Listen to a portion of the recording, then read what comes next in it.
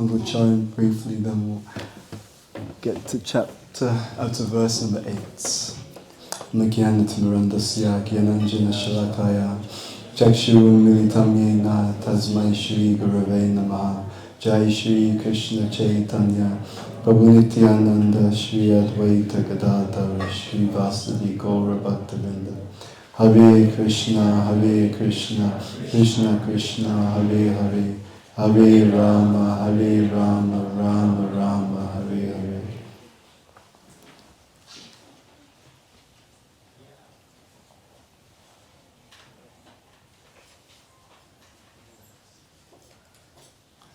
So we're going to go to verse number 8. Before we get to this verse, just one thing I think would be good to just touch upon. What we tend to find, and you can see if this is also something that you're experiencing, that whenever you hear about a particular topic, it makes you conscious of that aspect of Krishna consciousness. Right? So what we've been hearing, as we've been hearing about the subtle aspects, the anarthas, gossip, etc., the effect of this is we become more sensitive to these enemies to our bhakti. And this is the whole purpose of this kind of reading. Because if I'm not sensitive, these things just pass by. I'm not necessarily aware that they're an issue. I don't even necessarily pick them up. But when I read about them, and we elaborate on a particular topic, then it attunes us to that particular danger, that particular understanding that this is something to be careful of. This is something that can interfere with the very devotion that I'm trying to generate. Okay, so in that spirit, as we go into this next verse, just really think about that. That the scriptures are meant to bring sensitivity. They're meant to bring an awareness. And that awareness helps us to understand the things which we want to do more of, both in quality and quantity. And it also keeps us alert to those things which can steal our bhakti, those things which otherwise can creep into our life space. One thing is that they creep into the life space of an individual devotee. That's one thing. Worse is when they become acculturated. It becomes a culture.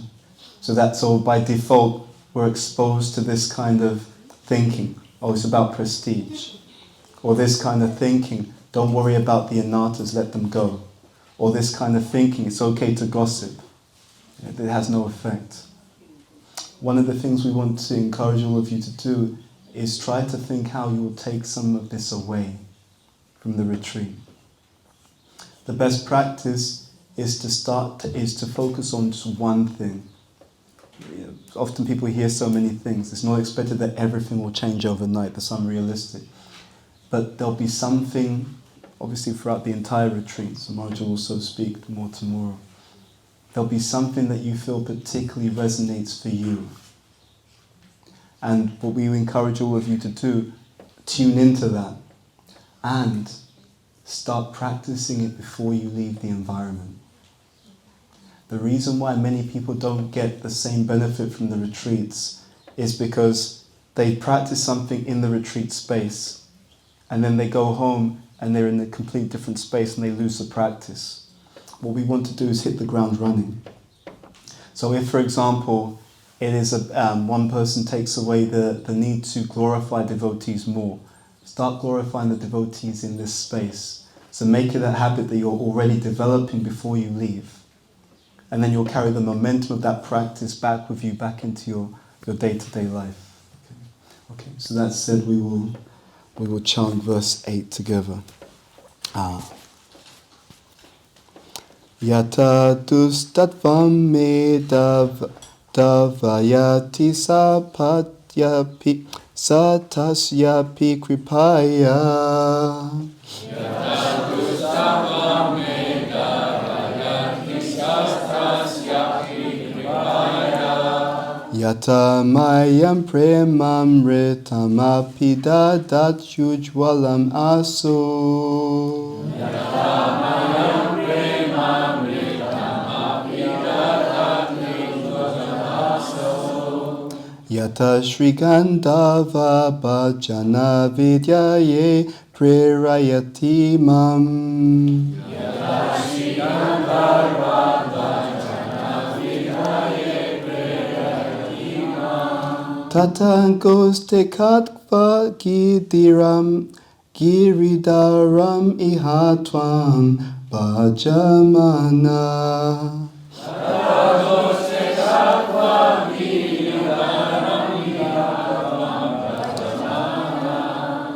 Okay, so please repeat after me. Shatasyapi. Even though I am a cheater. Yata. So that. Kripaya. By His mercy. Dustatvam me. My inherent wickedness. Davayati. Is driven away. Yata. So that. Ujvalam. The glowing. Primamritam. Nectar of prema. Api. Is also. Dadati. Bestowed completely. Mayam. On me. Yata. So that. Aso. These. Shri Gandhava Bhajana Vidaye. Injunctions regarding worship of Shri Gandhavika.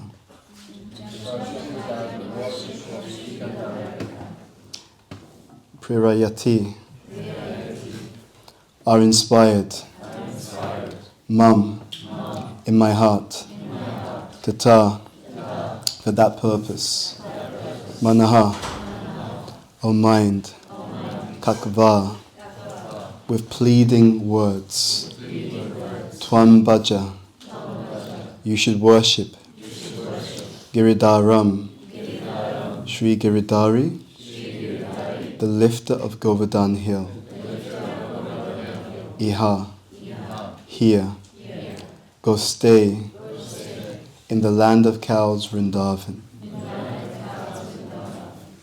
Okay, so Raghunath Das Goswami states as follows. Even though I'm a cheater, the Lord's mercy can drive away my inherent wicked nature. Give me the glowing nectar of divine love and inspire my heart with the process to worship Sri Gandhavika. Therefore, O mind, with pleading words, you should worship Sri Giridhari here in Vrindavan. Okay. So, I thought this is a very important verse for a number of reasons. In the previous verses, we've been talking about some of these anarthas or obstacles. It is very easy in the life of a devotee to think sometimes that there's no hope. In fact, the more that we read, the more that devotees read, sometimes they're like, whoa, when we first came, it was just like trying to be happy. And it seemed like it was a very easy prescription. And then we read all of these different things. But they're meant to be taken in a particular mood. Actually, one of the benefits of this kind of reading is to understand the nature of the enemies and the strength of the enemies, which all constitute Maya, the material energy. But we're not trying to become free of Maya by our own strength. Even before this verse, when I was thinking that if we're not careful, what happens is we read about these things and devotees can lose hope. I've got to give up this, I've got to give up that, this is subtle, this has to be removed before I can achieve love of Godhead. What is the hope? But this verse is about the hope. If it's about our own strength, then one may feel hopeless. There's too many things to overcome. But this verse is extremely important. And this is one of the crown jewels of the principles of Krishna consciousness. We don't go back by our own strength. Every one of us, we have an intimate set of beliefs within our minds. and those beliefs are also projected onto Krishna consciousness. If I grew up in an environment where I had to struggle for myself, I may come to Krishna consciousness and without meaning to, I may project that same mentality onto the practice of devotion. And when I'm struggling, I'm not struggling with the teaching as it is. I'm struggling with my projection onto the teaching. So this is to emphasize that, and just look at the wording, right? So what is Raghunath Das Goswami stating? He begins by saying, even though I'm a cheater, the previous verses were talking about this. Kaitava, cheating tendency. It's interesting, I gave class at ISKCON London. Sometimes we even think, well, is this all possible? Like, how is this going to happen? And even some materialists will think, how do we know there's a God? What proof is there? You know. But if you look at it very clearly, you'll see that what often happens is people will hold the spiritual paradigm to a completely different standard to the standard that they hold the material world. To give an example, you get one seed. That seed, if it's properly nourished, it becomes an entire tree which can also generate more seeds and fruit. You look at that, that's actually inconceivable. When you understand that, but we accept it. It's inconceivable, and you go across the entire planet, everyone will say, yes, of course, it makes complete sense. But it's inconceivable. How that actually works, people couldn't really explain. They can describe that there's things going on in the seed. Why do those things go on in the seed? No explanation. Ultimately, it's happening for one reason. It's happening because of the will of the Supreme Personality of Godhead. And if we look with that proper vision, if we look without the material conditioning, we see that miracles are the norm actually. Everything about nature is itself a miracle arrangement.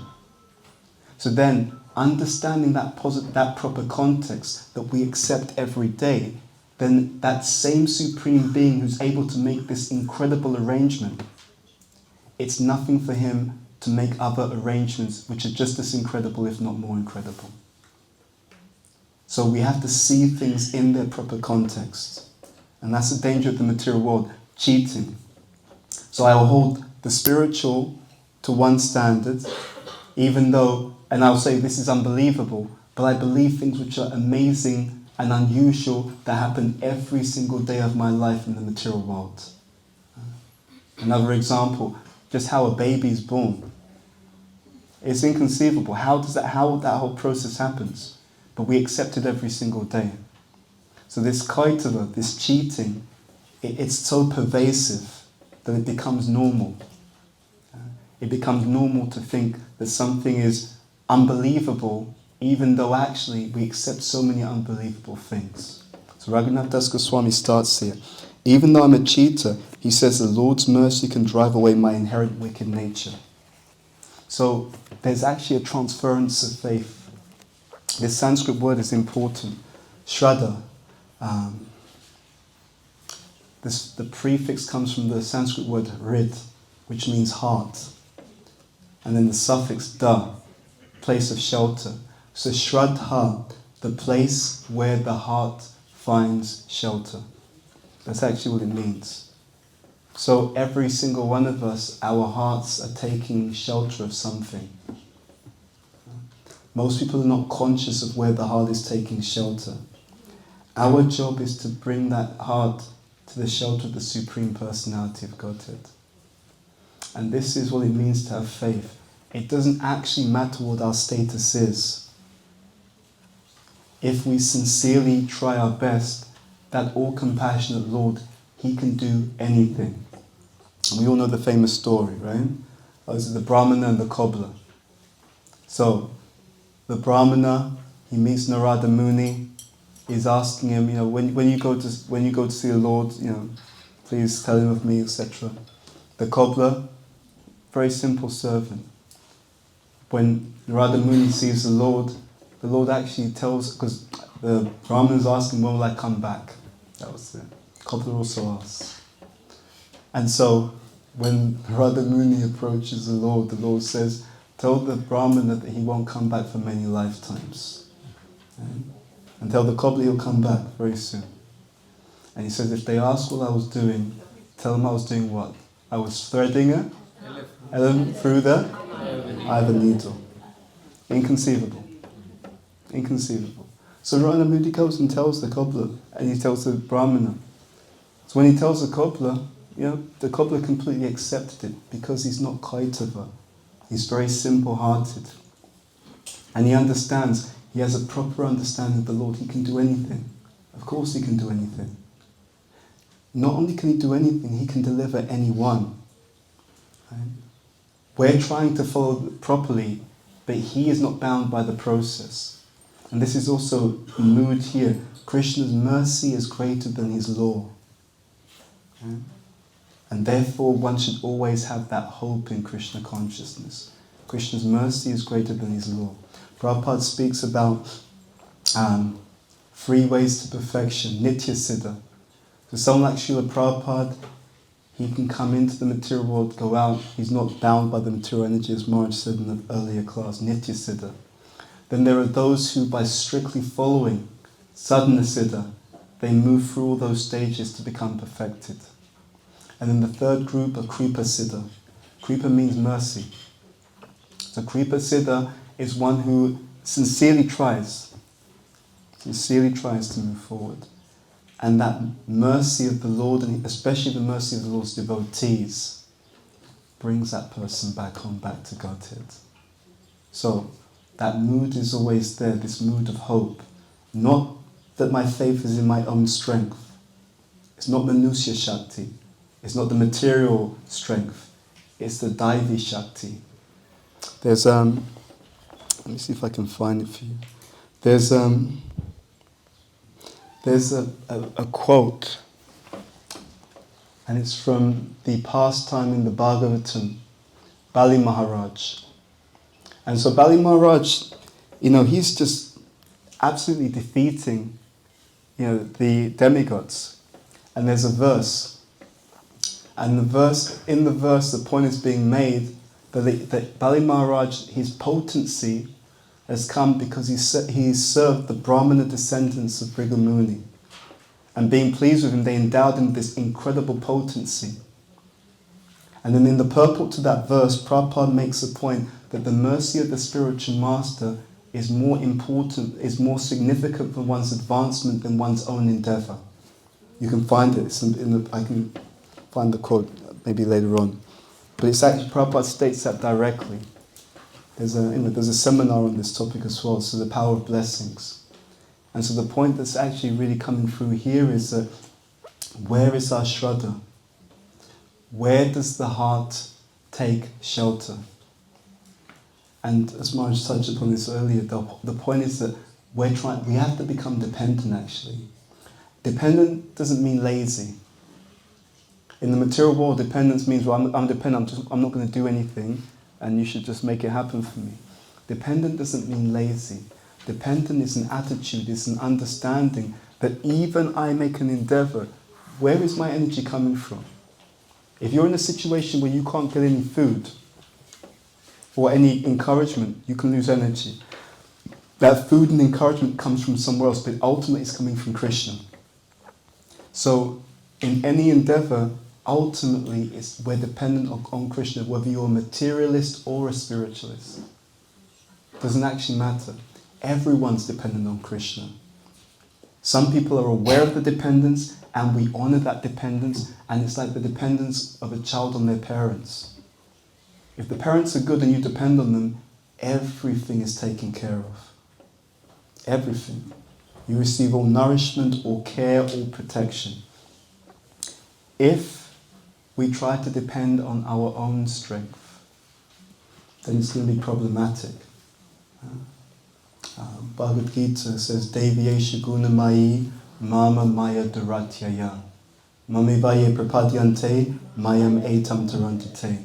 Krishna says this divine energy of mine, consisting of the 3 modes of material nature, is very difficult to overcome. Duratyaya. Yeah. He says, but those who what? Prapadyante, those who surrender, as we said before, the Sarup Lakshanam of the devotees, according to Bhaktivinoda Thakur, is a surrender. But those who prapadyante, those who surrender unto me, mayam etam tarantite, they can overcome this difficult material energy very easily. And you'll see reverberations of this throughout Krishna's teachings. Mamai jiva loke jiva bhuta sanatana, manashishtani indriyani prakritishtani kashati. In the purport to that verse, Prabhupada says kashati means struggling very hard. So the living entities, Krishna says, they're mama eva amsa, part and parcel of me, he says. But they're struggling with what? Manah, right? So here, Manah Shiksha. Manah means? It's okay. Manah means what? Yeah, mind. Manah, Shishtani, Indriyani. Indriyani means the senses. Shishtani means 6. They're struggling very hard with the mind and the senses. The mind is considered to be the 6th sense. Relating it back to this entire theme. Struggling very hard with the mind and the senses. So if we take shelter of Krishna, if we rely on him, then in the same mood as this particular verse, we know that there is always hope. And actually, again, emphasizing that the way that we receive the Lord's mercy, Vishwanath Chakravarti Thakur makes this point in the Madhurya Kadambini. Krishna gives his mercy to his devotees to distribute on his behalf. And the partiality of the devotees is not to be considered a fault. So Krishna's given that grace to his devotees, and if we interact with them properly, we are able to receive that grace. And it's Krishna's grace that they distribute. Sometimes you see devotees go on Sankirtan, on Harinam. Whenever you're doing that, you're distributing Krishna's mercy. In fact, it's divine intervention. You're intervening in the karma of that particular living entity's life, or at least offering them an opportunity to move beyond it. So the Lord's mercy can drive away my inherent wicked nature, give me the glowing nectar of divine love, and inspire my heart with the process to worship Sri Gandhavika. Inspire my heart with the process to worship. We need to be inspired. We need to be inspired in our spiritual life. Inspiration is a kind of strength. It builds a momentum. And what we cannot do is expect it to happen automatically, because we are in Maya's camp. So the default patterns of this material world are kind of insane, to be honest with you. People thinking that they're the body is an insanity. People thinking that you're born and you're just going to be here for a few years and then die, and it's just all, and this entire creation is just by accident. It's a form of insanity. No one who's objective would come to that conclusion. So we have to really understand we need inspiration. And because we're here because we wanted to try to enjoy separately from Krishna. So this name of Radharani, Gandhavika. Radharani, she is the guardian of devotion. No one can come to Krishna unless she gives permission. There was a class that Prabhupada gave on Radhastami in Berry Place in London. And he refers to Radharani, he calls her Jagannatha. Yeah? He said we should get the mercy of our mother Radharani. And it's so interesting. On the one side, unless someone is really sincere, she will not bring them to Krishna, because she doesn't want to give anything below quality to the Supreme Personality of Godhead. In this class, though, Prabhupada said, she's very merciful. Radharani is very merciful.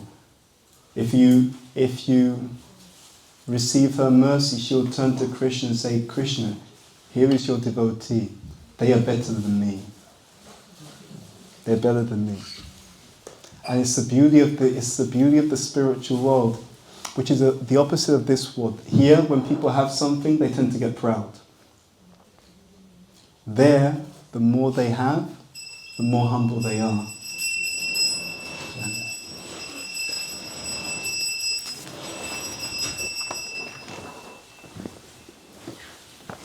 So it's a completely different dynamic. It's a very beautiful dynamic. The nature of devotion is that the more someone has devotion, the more they feel that they don't have any devotion to Krishna. Bhakti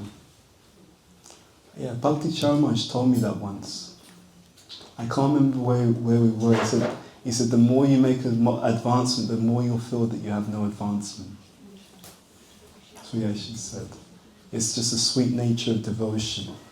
Someone is coming closer and closer to the Lord, therefore they feel themselves insignificant. And at the same time, they feel themselves very inspired because of how, as I said here, because of the mercy of the Lord, they feel His compassion actually. They feel the love of this particular person. So there's no question of feeling unenthusiastic or lacking, because the Lord can achieve everything. And that's really the mood that is expressed here. The Lord can give me the glowing nectar of divine love and inspire my heart with the process to worship Sri Gandharvika. Therefore, O mind, with pleading words, you should worship Sri Giridhari here in Govardhan. So again, the theme, Braj Bhakti. As we said previously, Prabhupada has already put the elements of Braj Bhakti into our program. It's always there. Sometimes it's not recognized for what it is, but it's always there. The day you came into the temple, you heard Jai Radha Madhava, Radha and Madhava in Vrindavan. Right? It mentions the places of Vrindavan, special places. And we sing that every single class. So Prabhupada has given that. He's brought this, not just prema, Braj prema. He's brought that forward, and He's given us the means and the process by which we can attain it as well. Again, the mood is here. And so that humility, even though I'm a cheater, it can be painful in spiritual life sometimes to see what's in the heart. Yeah? It can be painful sometimes to consider there's so many things that can come up. But we have to balance that with the understanding that actually Krishna already knew that was there anyway. So it may be a surprise for us, it's not a surprise for Him. And He still accepts us. And this is also how we're meant to be as devotees. In Gita Nagari there is this sort of quote on the wall, and it talks about friendship. It says a friend is someone who understands the journey that you've been on, so understands where you've come from, accepts you as you are, and yet still lovingly invites you to grow. So it's a good mood for the devotees. So we acknowledge we've all been on a journey, actually a journey of many, many lifetimes. And we've come into Krishna consciousness, or maybe even some of us are born in the movement at a certain point. So we have a journey, we also are in a particular point, but it doesn't stop there. The other part is that loving invitation to grow. And the best way to give the loving invitation to grow is by being the example that we expect to see in other people. We want to be that example. Because also what happens is if people see the fruit of devotion, it inspires them to move in that same direction as well. So example is much more powerful than just speech. How we serve the devotees, how we look after the devotees, how we care for the devotees. There was someone, I think it was Sachinanda Maharaj, met some congregation member who'd been coming as part of the congregation for a long time, but always kept at a bit of a distance. And he spoke to him, and Maharaj asked him, why have you never got more involved? And he told him the truth. He said, because I see how you treat the people who are more involved and how you treat the people who are new, and therefore I decided to stay on the outskirts. Yeah, she told him that, which is not good. Prabhupada said if someone leaves, it's 50% their fault and 50% our fault. So we have to always consider, how am I showing up? Not in a kind of negative way, but in a way of thinking, how can I show up in a better way to really be that example? don't think that someone else should do it. Don't think that it's someone else's job. The devotees they're not caring. That's the wrong question. The question is, am I caring? Right? The devotees don't facilitate other people. Wrong question. Do I facilitate other people? Yeah. It's always, we have to understand, it really starts with us. Otherwise what will happen is institutions can attract people who have codependency. Codependency means they want someone to do everything for them. I remember hearing about this once. So there was even some people who are criminals, and they've been in prison for a long time, and they're so used to just being in prison and having everything done for them.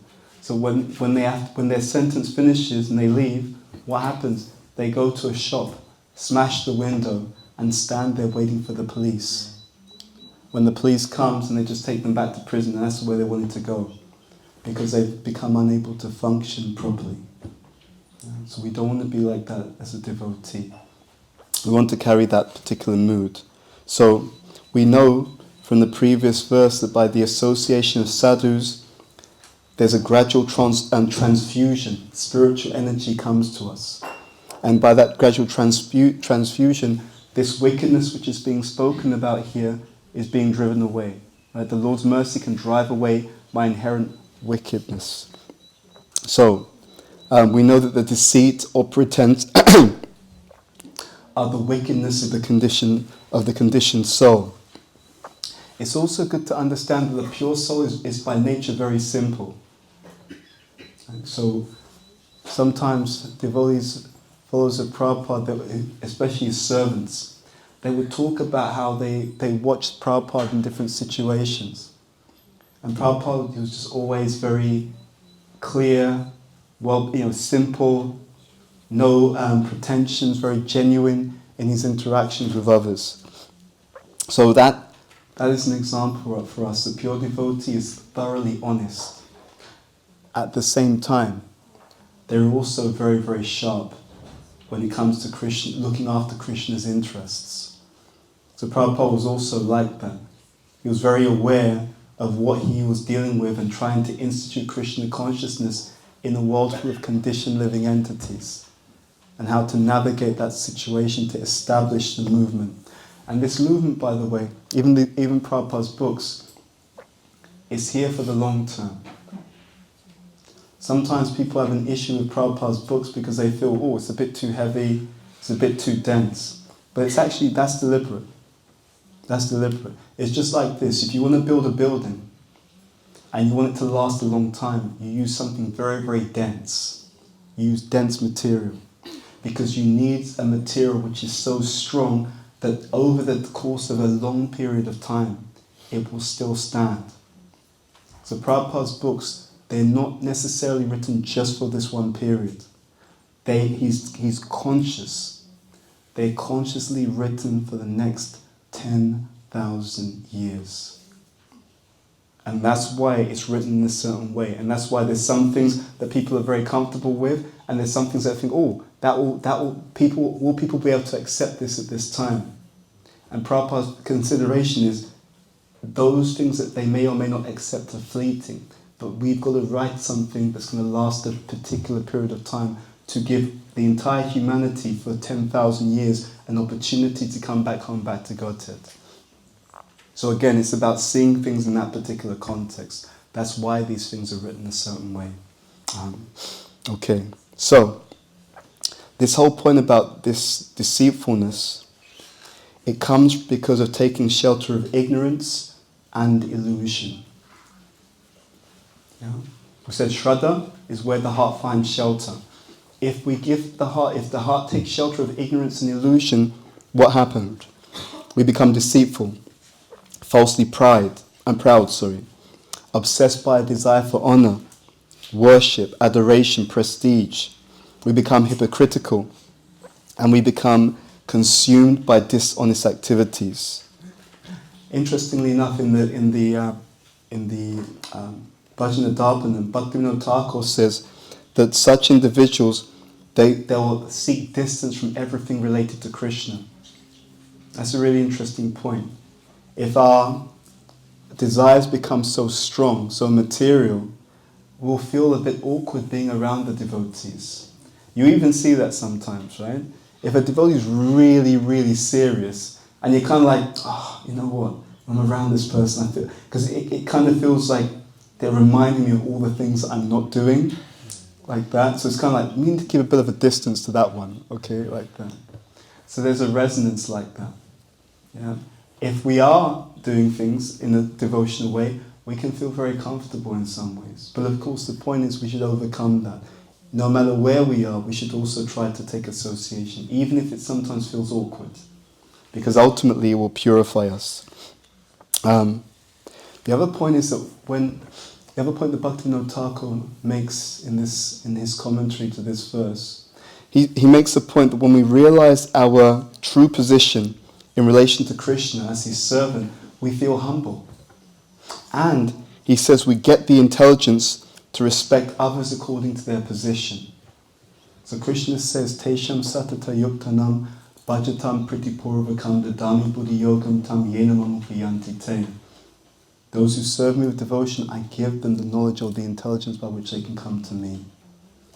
That intelligence that we're receiving is a result of this devotional practice.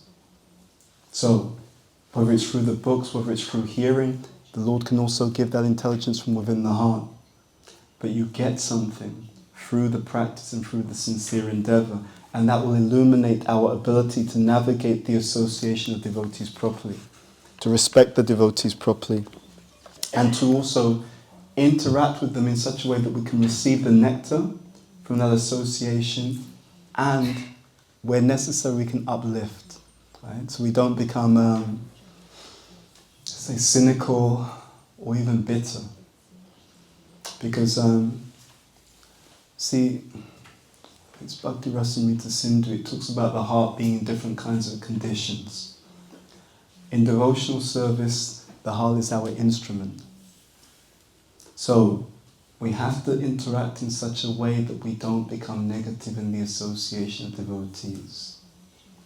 It's very, very important. It requires sometimes some expertise, right? Knowing how to deal, being especially forgiving actually. It's especially important to cultivate a forgiving mentality. It's a statement by Prabhupada that the material world is full of embarrassing and irritating situations. He said, unless one is inclined to be very much forgiving, one's consciousness will be soiled with a vindictive mentality that ruins one's spiritual consciousness. Yeah. So it's something that we cultivate, we practice, we develop. Not at the point that it's necessary, we cultivate it even before it's necessary. Right? And that way we release it from the heart. Forgiveness, there's one explanation that forgiveness is like, not forgiving, is like someone's done something to you and you're holding onto some hot coals, waiting to throw it at that person. But all the while that you're holding it, who are you burning? You're burning yourself. Yeah. And by the way, that's not to make light of the fact that sometimes people go through bad experiences. It's not to, actually, a lot of forgiveness is first acknowledging that was rough. Yeah? Because when we start by acknowledging what's really happened, it's invoking the mode of goodness. Okay, this is a reality of what's happened. Now I'm going to work with that so I can let it go, so I can move on. Yeah? Like that. So, some thoughts on that. Let me just see if there's anything else we wanted to share. And then maybe we'll open up for questions. Let's see what the time is. Okay. So, in those verses 4 to 7, we've been exposed to the different pollutions of consciousness. Okay, whether it's pride, whether it's the 6 enemies of the mind, so lust, envy, anger, greed, etc. Whether it's pratishta, the desire for fame, honor, etc. These are all pollutions of the consciousness. And we've been given 2 kinds of solution. Number 1, utter humility. That's one point. The second is the process of bhakti in general, and within the process of bhakti in general, the importance of the association of devotees, especially pure devotees. And we also discussed in the previous class how that Ladini Shakti, the rays of the Ladini Shakti can emanate from their heart and also accumulate within our own heart. And in the previous class, we therefore discussed that accessing that mercy, that the rays of that Ladini Shakti can come through their remnants and the dust of their lotus feet, but also through their Vani, through their instructions. Because those elements, they carry that particular potency, especially as a way of us connecting to them. In this in this verse also, we can understand that humility protects our bhakti from becoming corrupted. See, what happens is people come to Krishna consciousness and actually, generally they're very sincere. You'll find rarely someone comes in with a very clear, gross, ulterior motive. But it's a question of association. If I'm around devotees who have a very, let's say, a more mixed purpose, then through influence, through this Lokika Shraddha, like the favour of being part of the crowd, I will be steered in that particular direction. There was, I will read it, there's a quote from Hiranyakashipu that's mentioned in one of the commentaries here. And it's really emphasizing that point that the association really has a big impact. What does that mean? Again, this idea of what's implied by that. What's implied by that is wherever you want to end up in spiritual life, you should associate with devotees who are at that status or orienting themselves in that way. Again, the idea here is that we don't take our spiritual life for granted, we don't drift. It's just like if someone wants to become a successful business person, you don't hang out and try to do business or learn from the people who are broke and bankrupt and their businesses have all failed. You're looking for successful business people. The more successful they are and the more astute you are, the more they give you all the tips and tricks. Right? You can do this. You can go like that. When the job that I do, when I started this job, because it's training, I noticed that I had a colleague, and because we're training the managers and we're training them in a particular way, sometimes, because sometimes they're a bit alpha, they want to I've got my own opinion. So you'll say something and they just want to push back or they just want to give a different opinion. So I learned this trick and I saw my colleague do this. So when someone would push back and give a different opinion, he would then just throw it out to the audience and say, who has a different view? And so he just use that person against some other person in the audience and say he's clean. So someone's disagreed with him. Does anyone have a different perspective? And they would attack that person and then it just clears the whole thing up. So the idea is that when we engage in devotional service, you'll see there's devotees who have so many things that they've learned. And because devotional service is like a vast ocean, there are so many amazing things that we can learn from the other devotees. I mean, this year I know that March is coming. We have this 20-year anniversary for the passing away of Bhakti Tirtha Maharaj in Gita Nagari. And one of the things that Bhakti Tirtha Maharaj wanted is he wanted these global summits. And the idea of the global summit is that devotees all come together and they share what they've been doing, right? What pioneering projects have we been doing? What are the lessons learned, right? What strategies have been successful? What strategies have been unsuccessful, right? How are we doing in our spiritual practice? What are you finding is working for you? What can you share?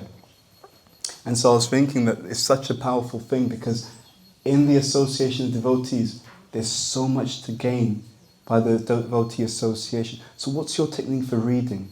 Oh, well, I found this really, really works for me.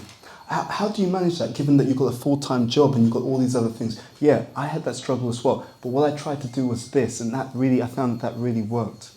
So it's also an encouragement. It's really, if you want to take advantage of it, you'll be surprised how much Krishna can show us and teach us and help us if we just reach out to the devotees and ask them, speak to them. So what do you do in this particular area? This is what I'm doing. What's working for you? Right? How do you look after yourself? So I know you're a personal servant. You've got an intense schedule. What works for you? And you keep asking and you'll find that all kinds of gems, all kinds of special mercy, all kinds of insights are there in the environment. that we can take advantage of. And what it does is it also helps us to understand how much Krishna is showing his love for us through the devotees. I was telling someone after the class we gave earlier, one devotee here was asking about this point, that you do service and you're not sure if it's appreciated or even needed. And when I was speaking to them, I had that realization that actually this is really important. You should understand that when you do service, you may or may not get appreciation in the people, with the devotees that you're doing that service with. But you shouldn't think that when you get appreciation somewhere else, that it's not the same Krishna. So you're doing service with one group, and Krishna may not actually inspire them to say anything to you, but he may give you that appreciation through another means, because he's watching. Yeah. So we often think it's got to come through this particular route. No, that's not the way Krishna does it necessarily. But you'll get it. And as Maharaj said also, it can even just come within the heart. You feel satisfied. I know I heard this point that it was one Prabhupada disciple who was actually making that point, that when he asked Prabhupada, how do you know that Krishna is pleased? Prabhupada would usually say, you'll know when the spiritual master is pleased. But then on this particular occasion, he said exactly what Maharaj said. He said, you know that Krishna is satisfied when you're satisfied.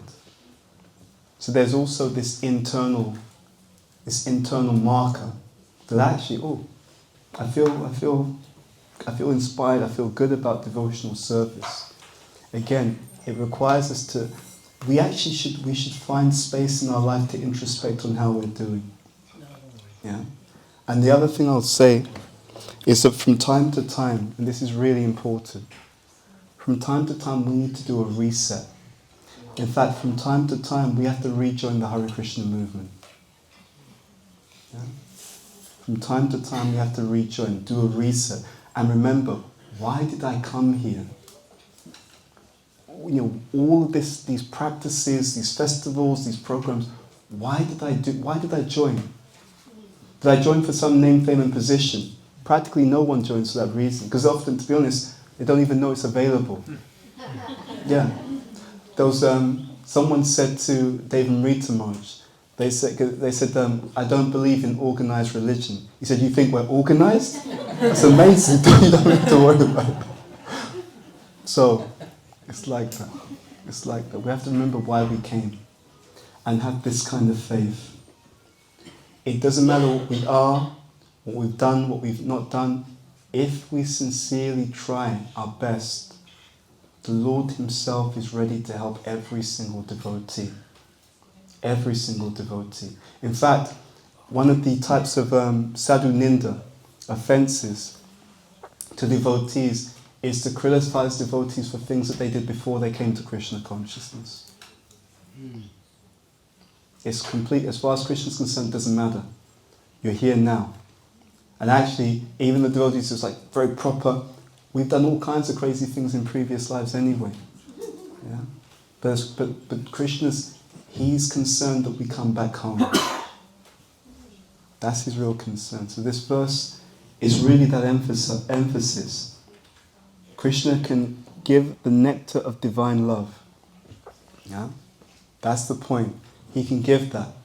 His pure devotees can give that. Prabhupada has given that path. Prabhupada, he's empowered his followers to continue on his mission. And Prabhupada is still here. We sometimes think Prabhupada has left. He's still here. He's not necessarily here physically, but he's here. There was a pastime, because these murtis, they were actually, Prabhupada had agreed to have these murtis made, and one person told him, said, but Prabhupada, if you do this, what will happen is people will pray to your murti, and their sins, their karma will be transferred to you. And Prabhupada made the point, he said, that's exactly why I came. I came to take that burden so that people could go back home, back to Godhead. So it's very touching actually. It's a very, very intimate and sweet Krishna consciousness if we understand the mood properly. That someone has come from the spiritual world. So Prabhupada told one of his disciples, he said, I was in the spiritual world with Krishna. And Krishna said to me, I want you to go down there and preach. And Prabhupada said, no way. He didn't say. He just, He didn't say no. oh, he just said, oh, Indrajinamar said this. I can tell you the story. Oh, yeah, please, please. Because I was privy to the person who was speaking. Ah, okay. Happened about 15 years ago. Bhakti Chandra Maharaj's room in Mayapur was Bhavananda. Bhavananda was with Prabhupada. Prabhupada's always animated and talkative about what he wants done or glorification of Krishna. He's like constantly in that mindset. But this time he was very silent and he was getting a massage from Bhavananda. And Bhavananda describes it, at one point he broke the silence. And this is the exact words. And Krishna said to me, you go to the material world and preach. And I said to Krishna, material world, horrible place. Horrible place. And Krishna said, no, you go, you write some books, and I'll protect you. So Krishna wanted me to come, for me to come. And that's how it was described. Prabhupada knew he was a Nitya Siddha. Yeah. He knew everything about himself. It wasn't a big mystery. The only thing that was the difficulty is how to present it to the Western mind, within the Western environment. Now, Prabhupada had to study that and work with people and learn how to, bring that into a mentality that had no idea who Krishna was generally and what was devotional service. That was his struggle. It was us.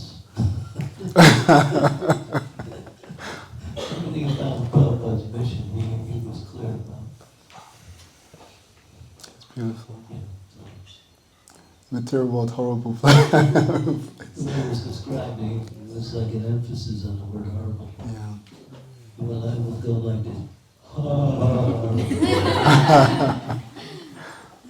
For those in the spiritual world, they look at this place as Prabhupada said, a place where you come, you pass urine and stool, that's all. He said this place is like a bathroom. Wow. You go in, you pass urine and stool, you don't stay in the bathroom, you get out. It's graphic. So who wants to go to the bathroom anyway? So many very, what we say, descriptive adjectives that describe this place. A fool's paradise. I was walking in Mexico, and there was the devotees there, and there was a big garbage dumpster where you throw garbage in, and there was some writing on the outside in Spanish. So the devotee, Prabhupada asked the devotees, well, what does that say? And the devotee said, well, that's, Prabhupada said, place your garbage here. Prabhupada said, yes, since we should put the whole material world there. For a self-realized soul, he knows. Yeah. This place is an anomaly for the soul. Yeah. It's just a place of prison, that's all. Yeah. Unless we have some insight of who we are, what the spiritual world is like, we still try to make some comfortable arrangement. You know? It's called, one devotee wrote to me a poem or an analogy. It's called, what was it called?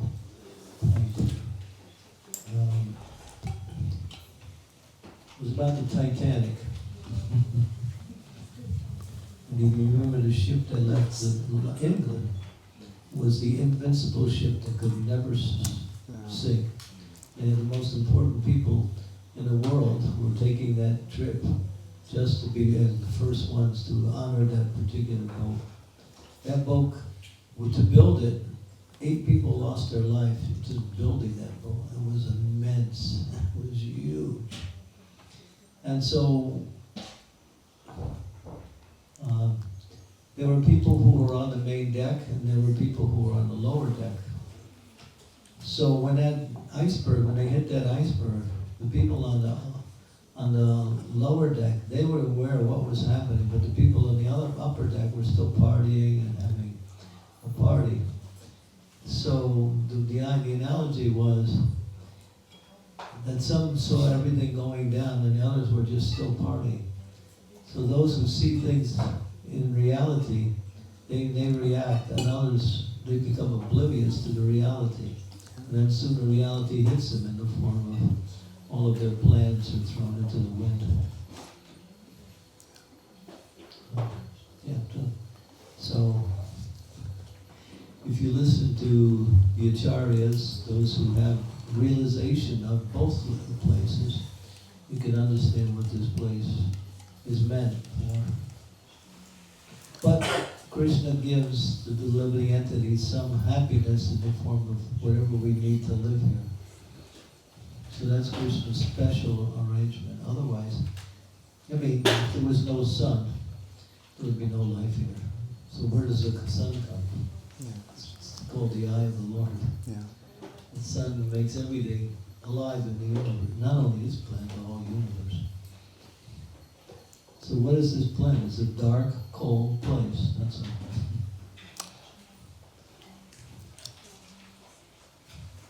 Where are we going? There you go. Any volunteers to come back? So maybe. Yeah, it sounds a little bit morbid for some people, but it's when you actually understand it in relationship to the reality, you understand. It's actually an understatement.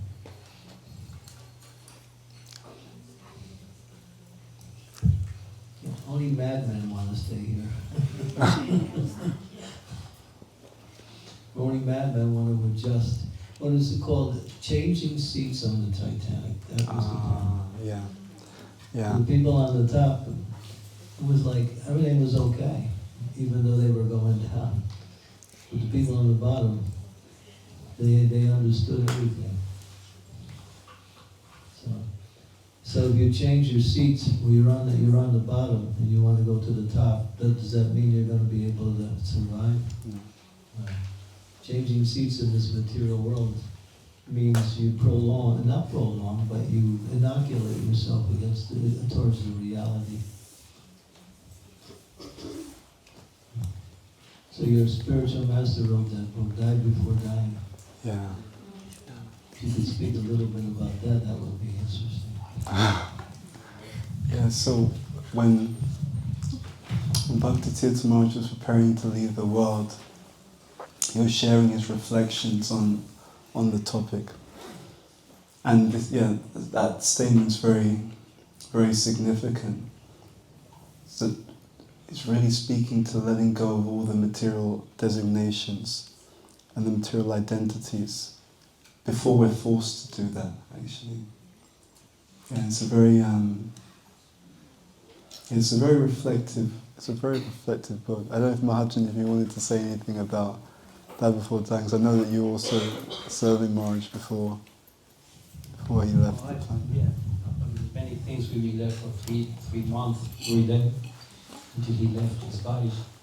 One thing that I was recalling now, that once we just took Bhakti Tirtha Maharaj into a room, and I think it was him, Radhanath Maharaj, and myself. I think Dhruva Maharaj was there too. So Srila Bhakti Tirtha Swami was looking at right into Radhanath Maharaj's eyes, and he said, "You and me, we know very well why Srila Prabhupada brought us here.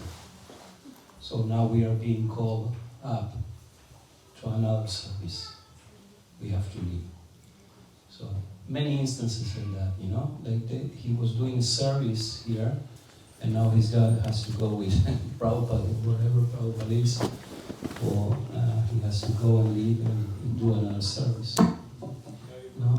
That's one instance, and also I saw that the most touching part in my life that this is the heaviest thing that I have to pass through is.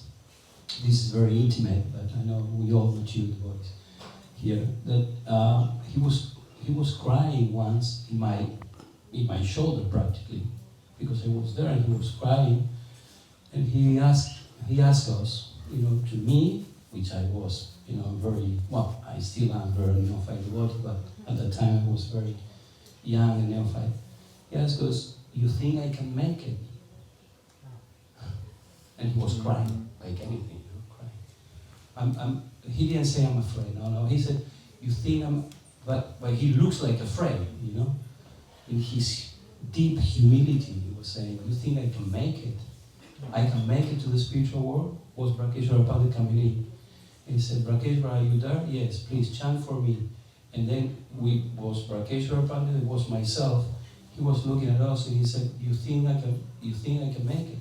I said, how you? He asked his disciple, At one point, anyway, I can speak forever, but anyway, at one point he said, he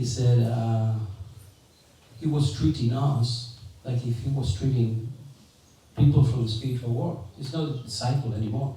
It was this conception of discipleship and guruship was not there anymore. He was treating Radha Maharaj as he was treating me, or he was treating, anyone. Because his vision was completely just everyone is the same, for him. It was like a Maharaj? Yeah. Was, That's pure vision. Yeah, yes. At one point he said, don't bring me more CDs because we keep giving him CDs of ISKCON, festival here, festival there. He was watching movies at the end, the last 20, 25 days, movies about Krishna, something to remind Krishna. He was all the time trying, of course, remember Krishna. He was chanting and many things. And at one time I brought a CD of some ISKCON festival. I don't want to know anything about ISKCON, I don't want to know anything about guruship. I'm not your guru anymore. I'm out of here. Out of here! Out of here, I don't have anything to do with all that. Anyway, some intimate things later on we can share. Thank you. Allow me to do it. Much please. We gotta get out of here. It's the last thing we ever do. Yeah. Prabhupada sitting in a hotel room one time, and he was in a very contemplative, somewhat pensive mood. And then he started to speak. There was a few devotees around. And Prabhupada said, I'm always praying not to fall into Maya. And he wasn't making some kind of example for us. He was actually feeling like that. I'm always praying not to fall into Maya.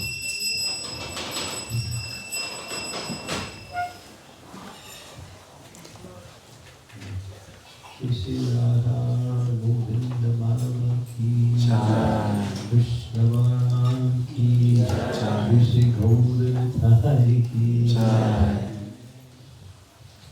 Thank you, Maharaj. This is a great topic. Why don't you explore it even more? I'm not sure the time where we do the time. I'm looking at Ekta nervously. Tomorrow? Okay. Saying tomorrow. So. I'll give you one of my slots. You can take it. Oh no! We'll discuss it a bit later. So what should we do? Should we wrap up? Okay. So what we'll do is, we will wrap up, but then tomorrow, Maharaj will continue us forward into verses 9, 10, and then 11 as well. Everything gets sweet after this. Yeah. Which is good. You see how it's done. First, it's how to get to the spiritual world. Yes. Then it's how to entangle us from the material world, and then after the entanglement is at least free, or we're free from the entanglement, what you can expect is a spiritual world. Yeah. That's the last few verses. Yes, that'll be something to look forward to. It's sweet. This treatise by Madhava is genius. The way you put it together. It's just bhakti, but it's full of tattva. It's so deep in tattva.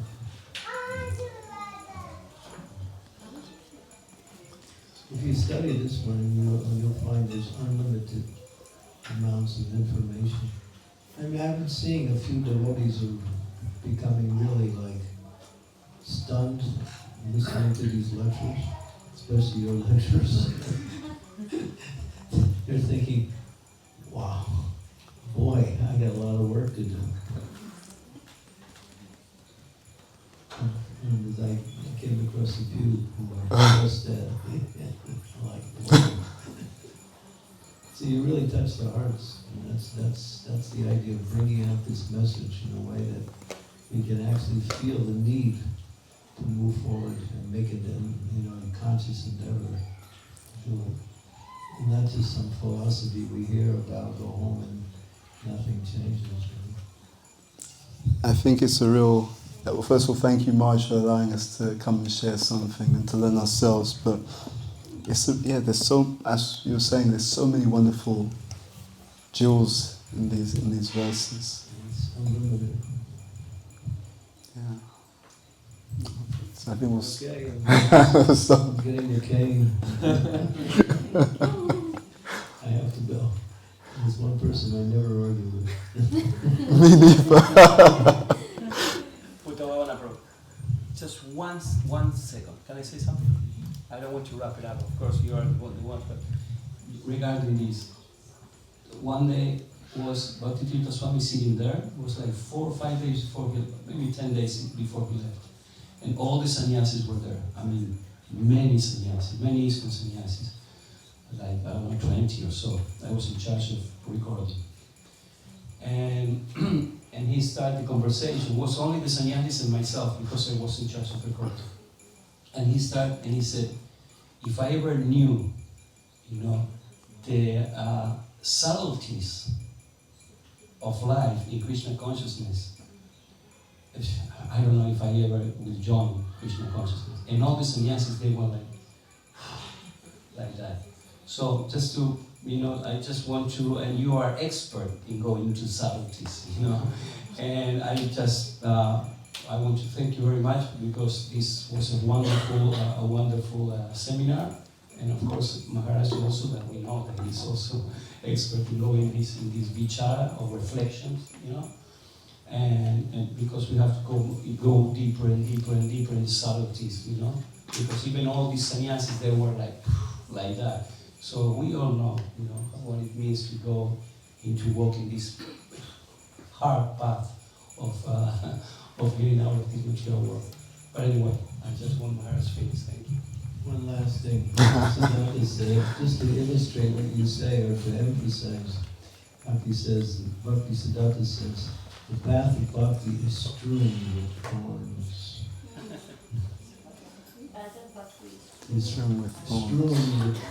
The path of bhakti is strewn with thorns. So, if you go to Vrindavan and never pass like that, but still, the sadhus, they walk that path. Because the goal is birth to pain. The Bible also says that, Guru Maharaj. In the Bible also the same thing is said. The path of the righteous is strewn with thorns. Yeah, that's also Bhakti Siddhanta, the same thing. That's an exact quote. Okay, so just closing. So we will stop. One thing is they could nullify the effects of thorn. It's called prashadam. That's right now. So you can forget about the thorns for a little while. So yeah, thank you. So thank you all for listening. Thank you to Marge. Thank you, Maharaj and Prabhu, for sharing everything.